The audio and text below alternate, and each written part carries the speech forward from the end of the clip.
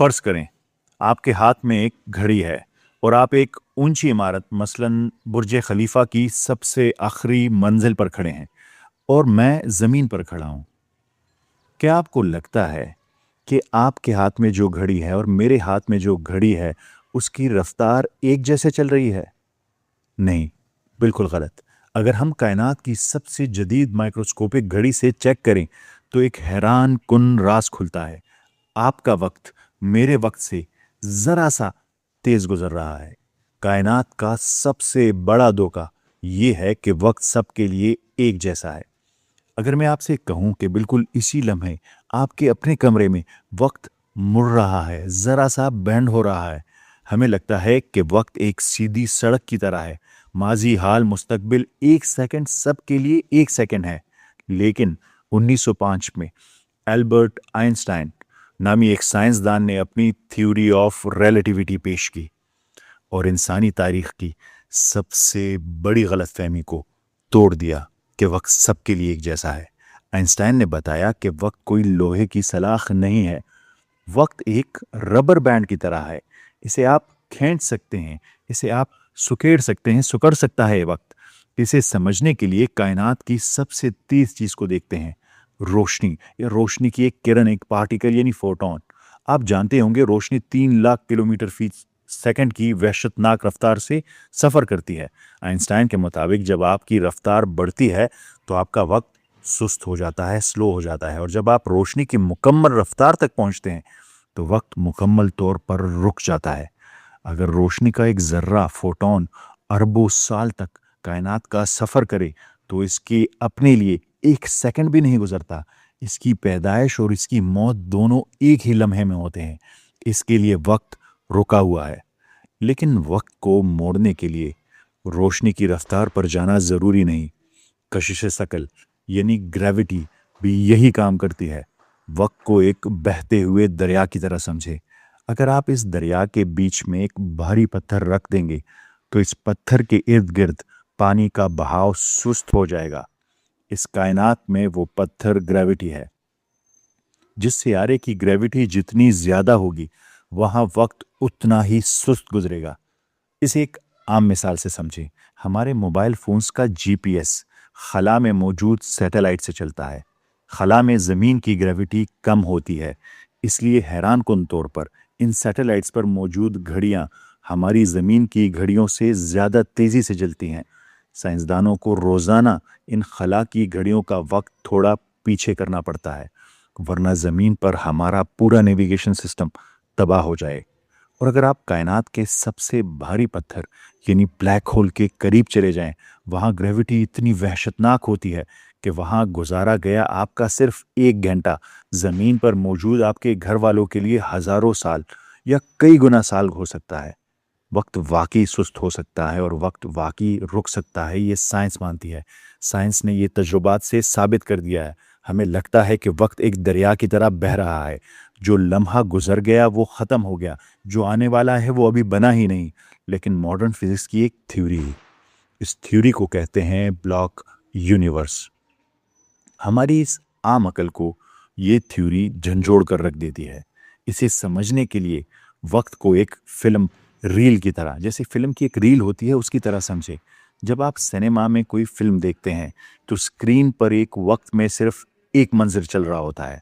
आपको लगता है कि कहानी आहिस्ता आहिस्ता आगे बढ़ रही है, लेकिन हकीकत क्या है? हकीकत यह है कि इस फिल्म की पूरी रील पहले से बन चुकी है। इसका पहला सीन, दरमियानी वक्फा और आखिरी सीन सब कुछ इस वक्त इस रील के अंदर मौजूद है। साइंसदान कहते हैं कि हमारी कायनात भी बिल्कुल इसी फिल्म की रील की तरह है। कायनात का माजी, हाल और मुस्तकबिल सब एक ही वक्त में है, एक साथ मौजूद है। आपका बचपन, आपका आज और आपका कल सब पहले से मौजूद हैं। हमारा शऊर, हमारा दिमाग इस रील पर पड़ने वाली एक टार्च की रोशनी की तरह है। ये रोशनी जिस फ्रेम पर, जिस वक्त पर पड़ती है, हमें उसे अपना हाल या हम उसे अपना प्रेजेंट समझ लेते हैं। लेकिन अंधेरे में छुपा हुआ पिछला फ्रेम और आने वाला फ्रेम यानी अगला फ्रेम, वो भी कहीं नहीं गए, वो भी वही हैं, वो मौजूद हैं। पूरे कायनात एक ही वक्त में सब मौजूद है। अब ज़रा सोचिए, अगर वक्त वाकई एक बनी बनाई रील है تو کیا ہوگا اگر اس ریل کو چلانے والی مشین میں ہلکا سا جھٹکا لگ جائے، مسئلہ آ جائے، آگے پیچھے ہو جائے؟ کیا ہوگا اگر آپ کے شعور کی ٹارچ ایک سیکنڈ کے لیے پھسل کر اپنی اور کسی اور فریم پر پڑ جائے؟ سائنس اسے ٹائم سٹارم یا وقت کا طوفان کہتے ہیں۔ کیا آپ نے کبھی ڈیجا وو کو محسوس کیا ہے؟ وہ عجیب اور خوفناک سا احساس جب آپ کسی انجان کمرے میں قدم رکھتے ہیں اور اچانک آپ کی روح کانپ اٹھتی ہے، آپ کا دماغ چیخ کر کہتا ہے میں یہ لمحہ پہلے بھی جی چکا ہوں، بالکل ایسا پہلے ہو چکا ہے۔ سامنے والا انسان جو لفظ بولنے والا ہوتا ہے آپ کو وہ ایک سیکنڈ پہلے ہی معلوم ہو جاتا ہے۔ ہمیں لگتا ہے کہ یہ ہمارے دماغ کی کوئی غلطی ہے، ہماری یادداشت کا کوئی دھوکہ ہے، لیکن ٹائم سٹارم کی تھیوری کہتی ہے کہ یہ دماغ کا دھوکہ نہیں ہے، یہ وہ لمحہ ہے جب آپ کا شعور وقت کی نارمل پٹری سے اتر کر ایک ملی سیکنڈ کے لیے آپ کی زندگی کے کسی دوسرے فریم سے ٹکرا جاتا ہے، اسے دیکھ لیتا ہے۔ ایک مائکرو ٹائم سٹارم وقت کے بہاؤ میں ایک چھوٹا سا گلچ ہے۔ یہ ثابت کرتا ہے کہ وقت ایک سیدھی اور نہ ٹوٹنے والی زنجیر نہیں ہے۔ وقت کی اس ریل میں جھٹکا لگ سکتا ہے، ٹائم سٹارم آ سکتا ہے، وقت کی لہروں میں طوفان آ سکتا ہے، لیکن ذرا سوچئے، کیا زمین پر بغیر کسی بلیک ہول کے ایسا ہونا ممکن ہے؟ کیا زمین پر وقت کا کوئی ایسا بلبلا یا ٹائم ببل بن سکتا ہے جہاں باہر کے سال اندر کے سیکنڈ بن جائیں؟ آج سے صدیاں قبل بالکل ایسا ہی ہوا۔ اصحاب کہف کا غار۔ اصحاب کہف کی پچھلی قسط میں جب ہم نے اس غار کا دروازہ کھولا تھا تو میں نے آپ سے کہا تھا کہ اس کائناتی راز کو سمجھنے کے لیے دو راستے ہیں۔ پچھلی ویڈیو میں ہم نے پہلے راستے کی یعنی بایولوجیکل پہلو پر غور کیا تھا۔ آج دوسرے راستے کی بات کریں گے۔ ہم نے دیکھا کہ کیسے زیرو گریوٹی میں اور ایک خاص ماحول میں ان کے جسموں کو صدیوں تک گلنے سڑنے سے بچا لیا تھا پہلے راستے میں، لیکن آج ہم اس واقعے کے دوسرے اور سب سے گہرے راز پر سے پردہ اٹھائیں گے۔ آج ہم بایولوجی کی دنیا سے نکل کر فزکس کی اور کائنات کی پیچیدہ ترین قوانین کی طرف قدم رکھیں گے، ٹائم کو سمجھیں گے۔ آج ہم جانیں گے کہ اس غار میں صرف ان کے جسمانی نظام ہی نہیں رکے تھے، بلکہ خود کائنات کا سب سے طاقتور پہیہ یعنی وقت یعنی ٹائم بھی کیسے رک گیا تھا۔ غار کے اندر کوئی بلیک ہول نہیں تھا، وہ روشنی کی رفتار سے سفر بھی نہیں کر رہے تھے۔ تو پھر اس زمین پر رہتے ہوئے ان کے لیے وقت کیسے رک گیا؟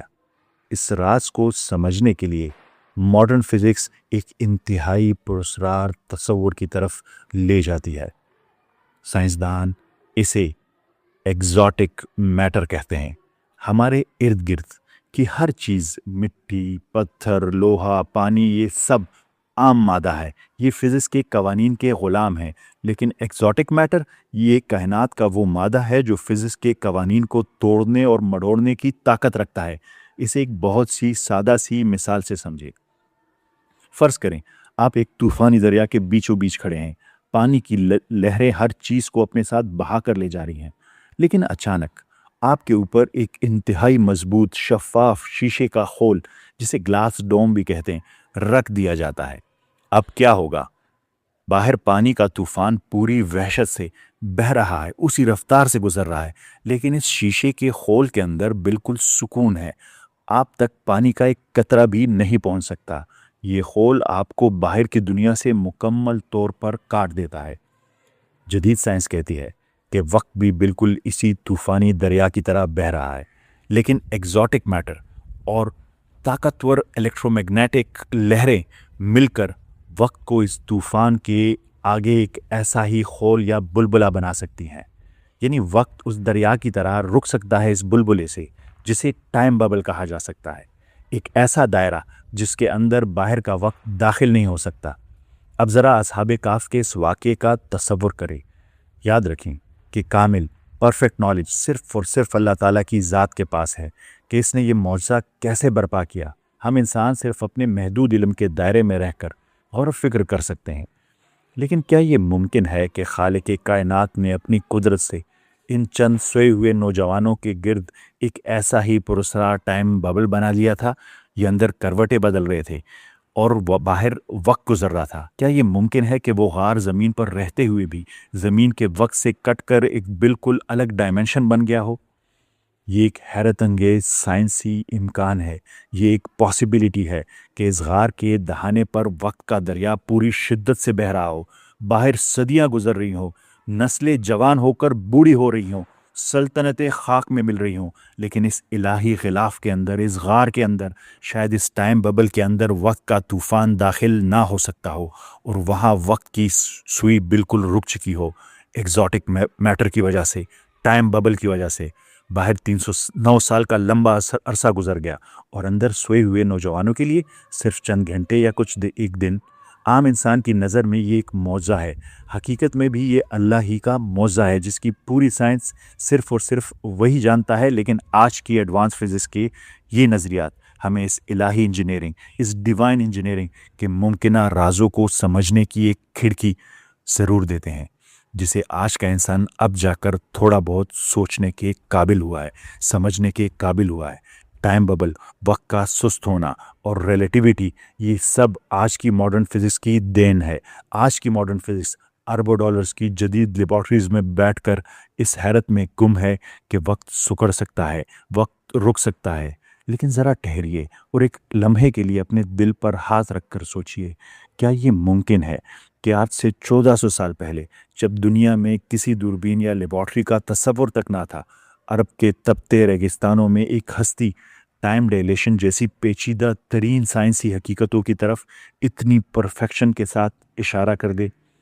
یقین جانیں، یہ کسی عام انسان کا کلام ہو ہی نہیں سکتا۔ اصحاب کہف کا یہ واقعہ محض چند نوجوانوں کے صدیوں تک سوتے رہنے کی کوئی افسانوی کہانی نہیں ہے، در حقیقت یہ ہمارے سوئے ہوئے شعور کو جھنجھوڑنے کا ایک کائناتی اعلام ہے۔ ہمیں لگتا ہے کہ یہ کائنات فزکس کے اندھے قوانین کے تابع ہے، لیکن نہیں، یہ قوانین اندھے نہیں ہیں۔ وقت، روشنی، کشش ثقل یعنی گریویٹی اور سپیس ٹائم کی یہ چادر، یہ سب اس عظیم کائناتی مشین کے پرزے تو ضرور ہیں، لیکن اس کا خالق اپنے ہی بنائے ہوئے پرزوں کا محتاج نہیں ہے۔ ہم انسان وقت کے قیدی ہیں، لیکن وہ وقت کا مالک ہے، اور جب چاہتا ہے حق پر ڈٹ جانے والوں کے لیے فزکس کے اصولوں کو موڑ دیتا ہے، اور وقت کے بے رحم پہیے کو ان کے قدموں میں لا کر رکھ دیتا ہے۔ ذرا دل پر ہاتھ رکھ کر بتائیں، جس رب نے حق کی خاطر سب کچھ چھوڑ دینے والے ان نوجوانوں کے لیے وقت کا طوفان تھام لیا تھا، کیا وہ آج ہماری زندگیوں کے طوفان کو پرسکون نہیں کر سکتا؟ شرط صرف اور صرف کامل یقین ہے جو اصحاب کہف کے پاس تھا۔ یاد رکھیے، قرآن کریم محض ماضی کے قصے کہانیاں سنانے والی کتاب نہیں، بلکہ یہ اس کائنات کے سب سے گہرے اور پوشیدہ رازوں کو کھولنے کی چابی ہے، لیکن یہ چابی صرف انہی کے ہاتھ آتی ہے جو سوال اٹھانے کی جرت کرتے ہیں، اور جو اللہ کی ان کھلی نشانیوں پر غور کرتے ہیں سچے دل سے، قوم یعقلون میں سے ہوتے ہیں۔ آج کی اس قسط نے آپ کی سوچ کا زاویہ کتنا بدلا؟ جب آپ نے دیکھا کہ قرآن کریم کی آیات اور ماڈرن سائنس کس حیرت انگیز مقام پر آ کر ملتے ہیں، تو آپ کے دل کو کیا محسوس ہوا؟ مجھے کمنٹس میں آپ کے خیالات کا بے صبری سے انتظار رہے گا۔ اپنے کمنٹس مجھ سے ضرور شیئر کریں۔